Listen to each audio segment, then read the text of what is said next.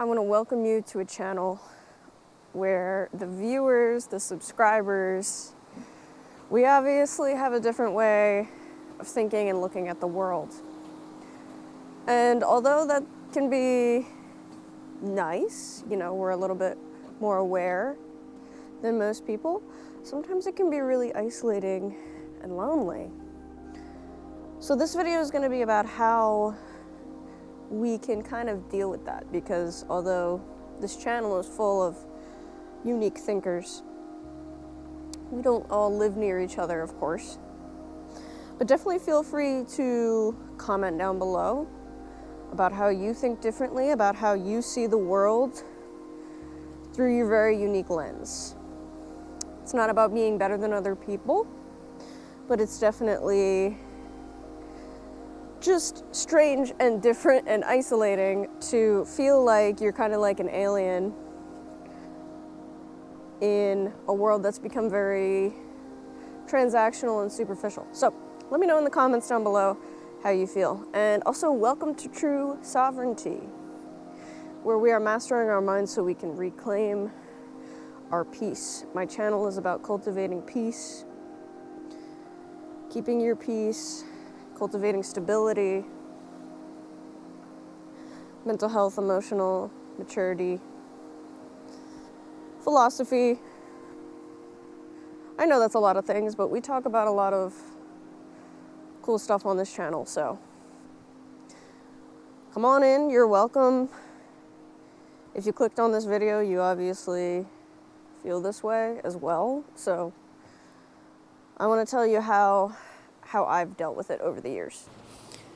So first of all, just because someone is able to adapt and partake in small talk does not automatically make them cooler or smarter or better in any way. So just because you have low tolerance for boring conversation doesn't really say anything about you, especially in a negative manner. And I'll go as far to say that I'm actually pretty good at small talk and good at adapting to different groups of people and relating to them, but I do have to kind of wear a mask. And just because you can do that and you have the ability and you can be charming on demand does not necessarily mean that you like to do that. If I had the choice to be surrounded by people who think like me all the time, I definitely would rather do that than have to wear a mask and maybe have small talk about celebrities or the next trend on TikTok or the next big thing that we should be buying, materialistic items, or the next just like stupid conversation about somebody's life that I don't really care about. No offense. None of this says something bad about you. It doesn't mean you're narcissistic. In fact, there have been studies done that people who can't really tolerate small talk and feel a little bit isolated because of this, some of them have a higher IQ. Some of them are neurodivergent, autistic. And that's a fairly neutral thing. We're kind of born with that, we can't help that. We just think differently than most people. And it's neither a good thing or a bad thing, but in this video, I'll tell you how to use it to your advantage. A lot of us, we just see through the bullshit. We see through somebody who's being superficial. We see through politics, and we know that it's just a show. Or we see through the celebrity stupidity, and we see that it's all just superficial BS nonsense that doesn't actually matter. And people like you and me, we care about the things that actually matter in life. And some people might say that we're too much, or we're too deep, or we're too complex, or we're just overreacting. Some people have called me weird, or narcissistic, or just depressed. A lot of people will say I'm depressed because I talk about how life can be a little bit meaningless at times and how people take life a little too seriously especially people at their jobs. They kind of identify. A lot of the things I've noticed just objectively about humans is that they will latch on to a label and they will literally just identify with that. And that's it, that's their identity. And if you challenge it, watch out. But yeah, a lot of us are just observers. We observe, we listen, we watch. And some people might call us judgmental. Or some people might be suspicious or skeptical of us because we don't say much. We're a little quiet. But here is how you can kind of move through the world while still being who you truly are without having to wear a mask constantly. Because believe me, I know how absolutely exhausting that is while still craving human connection. Number one, get to know yourself. Embrace the fact that you are unique. Spend a lot of time alone, but don't just spend time alone. Spend time alone with intention. And what does that mean? It means possibly meditating, getting off your phone, getting off the distractions, getting away from the distractions. And just talking to yourself, getting to know yourself, accepting your flaws, seeing where you could do better. Life is a constant improvement journey. You're never going to be perfect. You're never not going to make mistakes. But if 99.9% of your life, or 95% of your life, or actually 90% of your life is good, you're probably doing okay.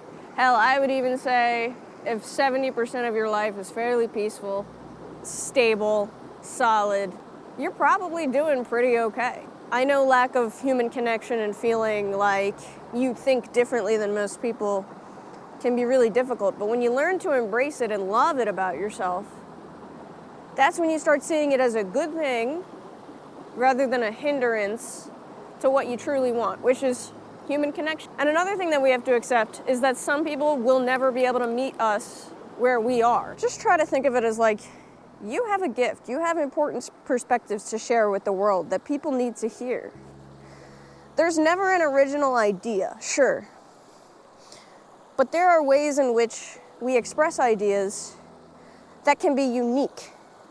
Not everybody thinks the same, so if you can express an idea in a different way that nobody's ever heard before, you might be able to help somebody who's needed your type of way of expressing that one thought, or your type of way of explaining a math problem. If you're like a math teacher or something, someone needed that way of you explaining it. And what I'm talking about here can be translated across all different types of things, art, music, and somebody will benefit from the way that you are specifically thinking how you think. You know, a common thing I have really noticed about unique thinkers, because I've been friends with so many of them across my lifetime, one thing I really notice about them is that they're givers. So one thing I need to remind you is number two, take care of yourself. Remember that we have these physical bodies, and every output and every input is affecting what's going on here. So care for yourself. Eat well, go to the gym, exercise, move your body, do something. Talk to yourself nicely. You know, a lot of us were the scapegoats in our family, or the black sheep in our family, and we kind of taught ourselves that we're either not worthy or that we need to look for outside validation to confirm that we are worthy. So it's time to just start telling yourself that you're worthy and not relying on others, and grieve the fact that you didn't get the family that maybe you deserved. You didn't get the love growing up that you deserved. You can start as a young person as well, but if you're an adult, it is time for you to start to parent yourself gently yet firmly, and remind yourself that you're valuable and worthy like you needed from your parent, that it's important to take care of yourself. So many people I know that think the way that we do, they kind of forget about themselves. They leave themselves in the background because they might be trying to fit in, or they might be asking what's wrong with me because I don't fit in. Stop doing that. Realize that you're gifted, that you deserve love and you deserve care, and mostly from yourself. Another thing I've seen about neurodivergent people and high IQ people and unique thinkers all alike is that they also forget to clean their space. Clean your space. You know, we get so caught up in our little projects that sometimes we do forget that a clean space can make for a healthier mind. So, in taking care of yourself, also remember to take care of your space. Number 3, you should realize that most people are performing in order to be included, and they don't even realize it. You know, most people are wearing a mask, right? Every day. The thing is that you are intelligent and aware enough that you know that doing that is useless. It's a waste of energy to fake being somebody that you're not just in order to be included, whether in a conversation or in a group of people. And if you're not feeling the vibe, typically you dip out. You don't even have to be introverted to not feel the vibe. You can be an extrovert and still not feel the vibe. I think it's less about being extroverted versus introverted and just how much bullshit can you deal with, you know, in exchange for some type of human connection. And I feel like the more unique of a thinker you are, the deeper of a thinker that you are, the more you like complex ideas, and the smarter you are, or the more neurodivergent you are, obviously you're not going to relate to many people or be able to have these long, drawn-out, kind of pointless conversations. At least not for as long as somebody else might. And we might call that introvert. But the truth is, I don't 100% believe the introvert-extrovert thing. Because, you know, as somebody who I would even call myself an introvert, I can hang out with people for hours if they can stimulate my mind and we can have good conversation. You know, what's an annoying ass conversation? Somebody who's constantly talking about themselves, about shit that I just don't give a fuck about. Another conversation I just can't stand, I don't know, people constantly complaining. Like, if I have a friend and they want to vent, that's fine, I'll listen. But if you are just known to be a complainer, and that's really all you do every time we hang out, it drains me. So I try to make sure that I don't do that to other people. And also, don't get it twisted. I love being silly. I love stupid humor. I love just saying random shit and being silly and funny and stupid. I don't constantly need to be talking about the meaning of life. Believe me, it's not like that. But man, there are just certain types of conversations that will drone on, and I just can't take it I just can't take it anymore. Like, my social battery will drain so fast in those conversations, and I'm sure that you can relate. So just realize that most of those conversations are from people performing, trying to be liked, trying to get attention, trying to get validation externally. They're not actually being their authentic, true selves. And, you know, whether they're fine with it, they have energy or whatever, it's giving them energy or giving them some type of benefit, they're not actually making true connections either. So don't look around and think, oh, all these extroverts able to have all these conversations with all these people and have human connection. That's not true, because true human connection is like, first of all, that takes time. You have to be friends with somebody or in a relationship with somebody for a fairly long time, number one. Number two, you know, true human connection comes beyond superficial conversation. So it comes beyond just being like, what did you do today? Oh, I went to the doctor. You know, it goes beyond that. So people who just talk at you and blab at you, they're not making connection. They're just talking at you. So never be really jealous of people who seem to take over the room and connect with everybody, because the truth is they're not actually truly connecting with people. They're just getting attention, getting validation, and blabbing. And then on top of that, I'll say, don't be afraid to be disliked. Don't be afraid if people think you're weird when you say something, because 9 times out of 10, you're just trying to connect with people, maybe even on a deeper level. And if they can't go there, that's their problem, not your problem. So don't be afraid to be disliked. If you find yourself often disliked, don't be afraid to be disliked. And I would even go as far to say, look, if you've made it this far, you're an adult, and you've been going through this already, you're probably not afraid to be disliked. So good for you. Number 4, use your solitude as an opportunity as opposed to a reason to complain or a punishment. Solitude's not a punishment. I know that solitude can be frustrating and lonely and empty and even at times gray and depressing. I've been there. But watching videos like this, typically you can kind of feel at least some type of resonance and say, oh, I'm not alone. People feel the way that I feel. And it's just true, you're not alone. But use this time to cultivate creativity, work on projects that you want to work on, start your business you've always wanted to work on, write that book, make that website, write that song. Use your solitude to your advantage. Try to eliminate as much distractions as possible. Television, movies, drugs, alcohol, video games.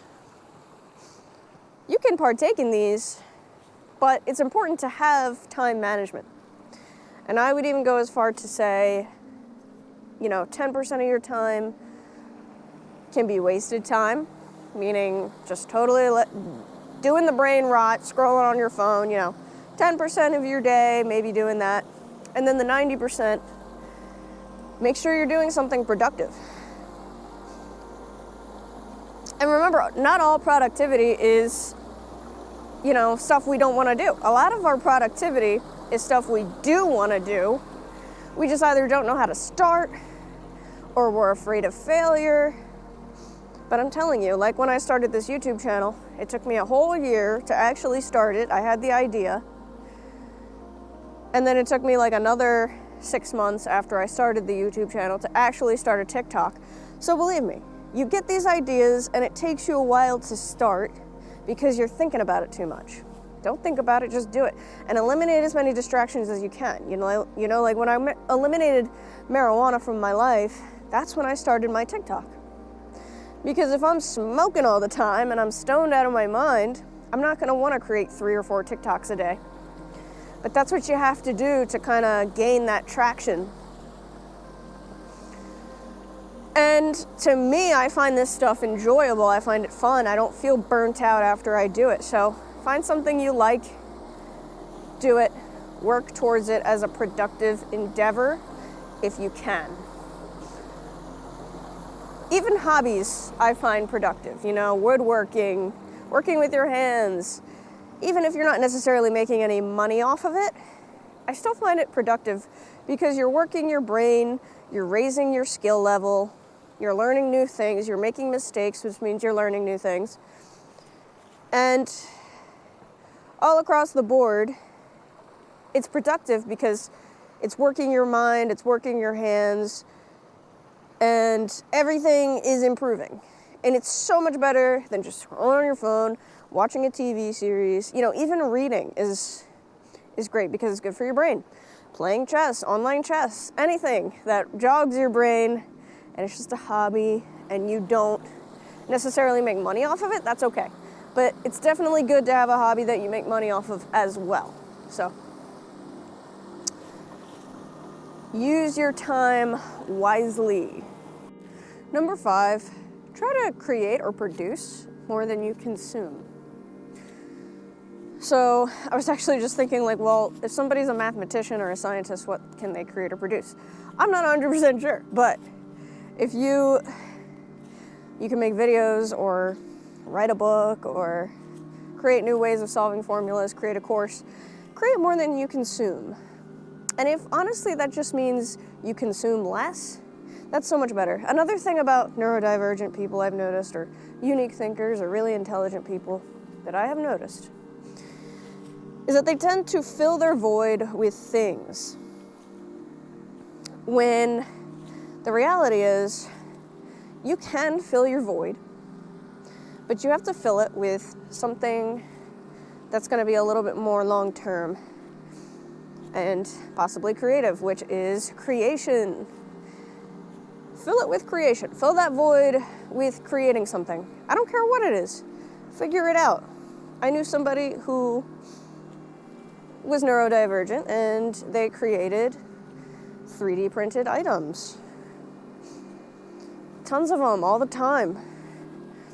And, you know, that was their outlet for filling a void. Now, we all fill voids. We all kind of have to fill a void in some way because we all kind of have that void inside of us.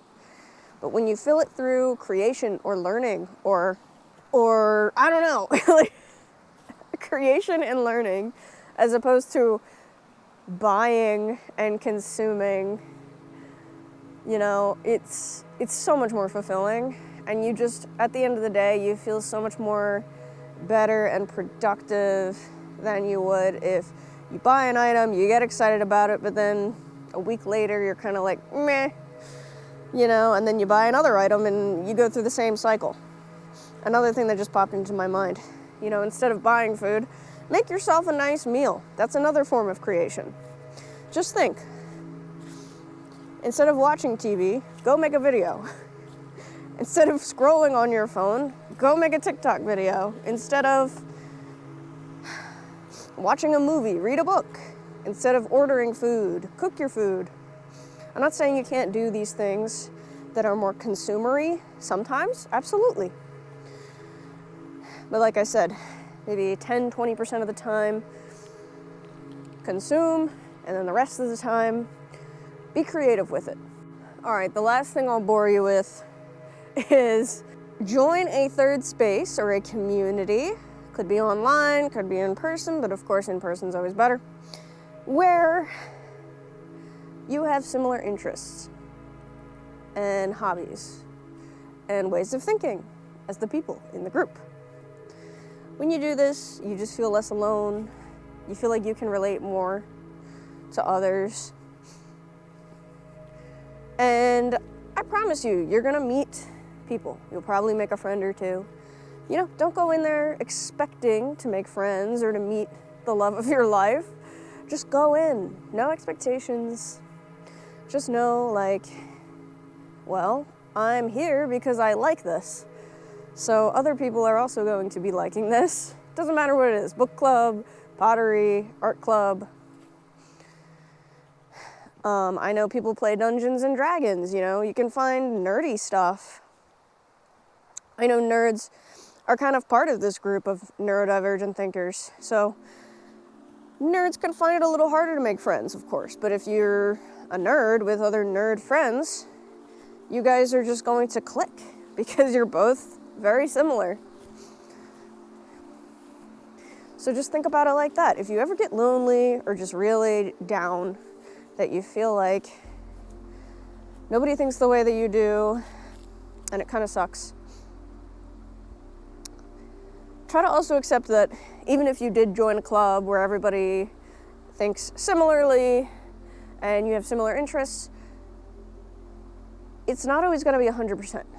So you might join the club, but different political views, or no, they're not obsessed with microbiology like you are.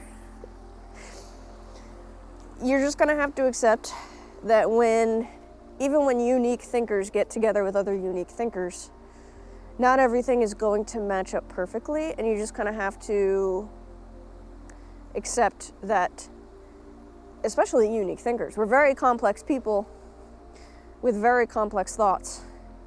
Don't get angry and defensive if people don't think exactly the way that you do or like exactly what you like. Another thing I've noticed about very intelligent people or neurodivergent people is they get very excited about their interests and what they believe in and what they support, and they get a little stubborn when people kind of don't fit the mold. And a lot of them can also get offended or put people down because they don't think like they do. So just know that if you want to make friends and you want better relationships with people, you're going to have to become a little less judgmental, a little less stubborn, and a tad more agreeable. I'm not saying you always have to be perfectly agreeable, but just realize that definitely not everybody is thinking like you are. So just learn to accept that. And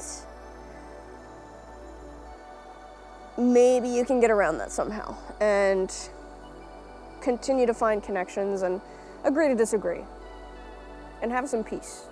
And just maybe don't talk about that topic too much. In closing, I just want to remind you that you're not broken. You don't need to be fixed. You may need to go to therapy, but you don't need to go to therapy because you think differently than most people, okay? There's nothing wrong with thinking differently than most people. It just comes with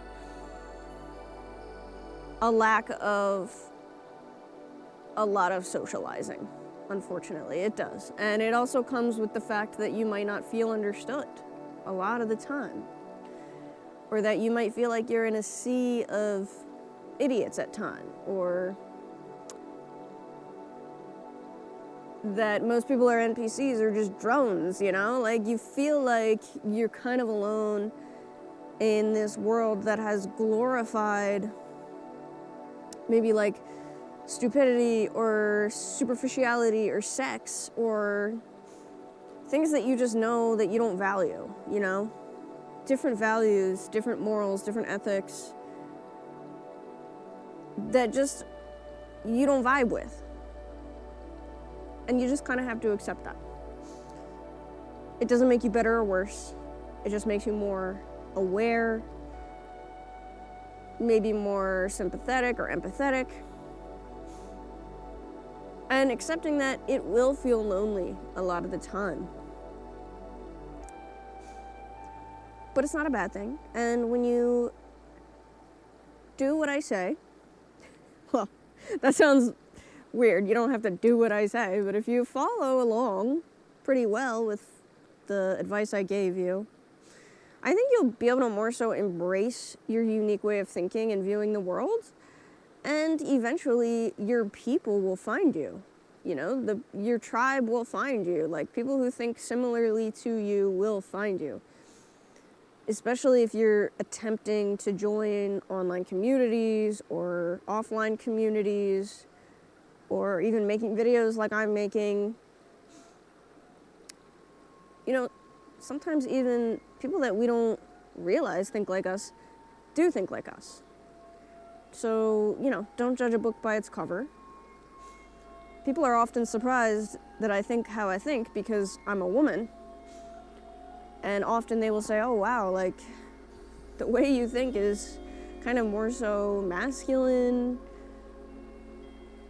I don't know how to think about that. You know, it could be taken offensively. I don't find it offensive. I don't really care.